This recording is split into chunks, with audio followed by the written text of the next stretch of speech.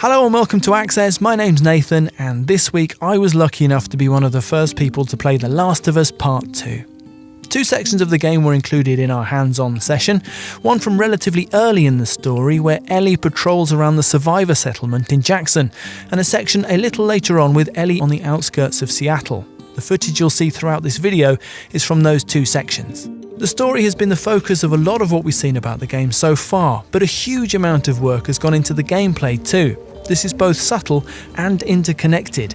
Combat initially feels familiar, like an evolved form of the gameplay you know from the first game, but several key changes have moved it on considerably. Here's a look at some of those changes.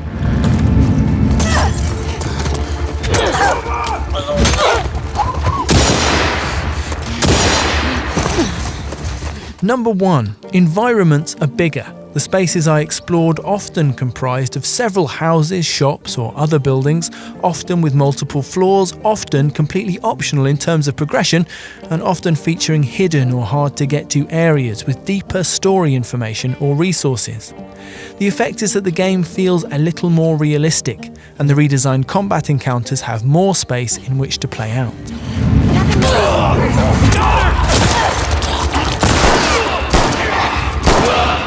Number 2, Ellie has a few new ways to explore and interact with these bigger environments. Naughty Dog has shaped the gameplay around her character, older and stronger than when we first met her, but still agile and relatively small. Ellie can squeeze through gaps in the environment, and she can also jump, a much commented on omission from the first game, which leads to various traversal options and an added verticality to combat. And Ellie can also go prone. This one probably has the most impact while you're actually playing. It means that you can find cover even in open areas with long grass, and that you can shuffle discreetly between 2 points of larger cover.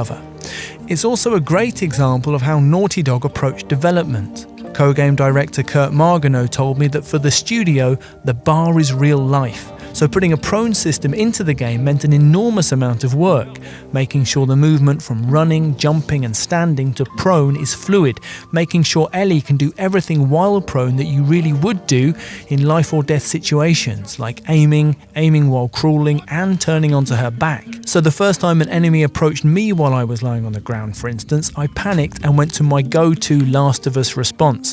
I threw a brick in their face and charged in for a melee kill. And it worked. There was no laborious shift from prone to standing, and the throw aiming on the ground was just the same as normal. It felt like Naughty Dog in a nutshell, an incredible attention to detail to make the smallest of elements best in category. It might just be lying down, but it's also the best lying down I've ever done in a video game. Number 3, enemies are better at fighting you. This is partly because there are new types of enemy, as we'll get onto in a moment, which challenge you in different ways and force you to think about the best way to strategize using your scant resources. But they also seem much sharper. Taking advantage of those bigger environments, I found myself getting flanked more than I can remember from The Last of Us, backing into what I thought were safe rooms, only to get shotgunned from behind.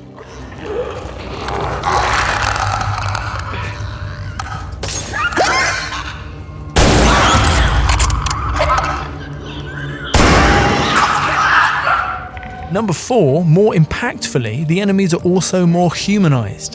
While taking on the WLF, the Washington Liberation Force, on the outskirts of Seattle, enemy fighters would call out their friends' names as I killed them.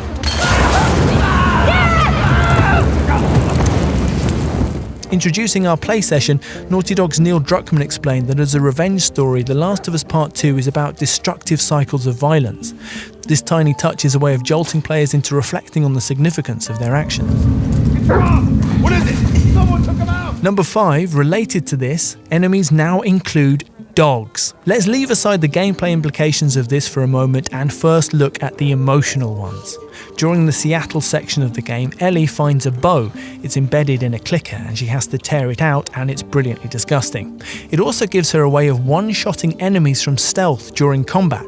Take out a dog and its human handler will stop in horror and check that the dog is okay. And if you kill the human first, the dog is sad and confused as to why its human pal isn't moving anymore. Number 6, don't feel too sorry for the dogs though, as they are tricky as heck to fight. They're small, so they too are hard to see in long grass. They can also smell you, so you can't creep up to stealth melee them. They disrupt your attempts to sneak around offing humans too. You leave behind a scent trail which you can see in listen mode, and if a dog is present you'll need to keep moving or distract them with thrown objects to avoid discovery. It gives what otherwise might be slow and patient stealth sections an anxious urgency and forces you to keep moving.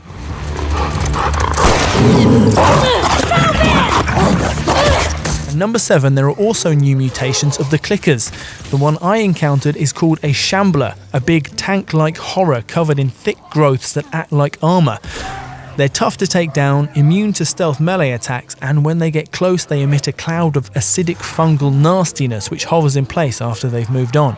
In the same way dogs force you to keep moving and to keep improvising, shamblers force you to keep your distance, they are extra nasty in enclosed spaces, and also to consider simply running away where possible. It is a totally valid tactic, Neil Druckmann told us so. That's our list of 7 things. The Last of Us Part 2 feels like a careful and sophisticated expansion of the urgent, impactful gameplay that defined the original game. And, no surprise, we're very excited to play more of it. Please give this video a like, subscribe to Access for more, and hit that notification bell so you always know when our videos go live.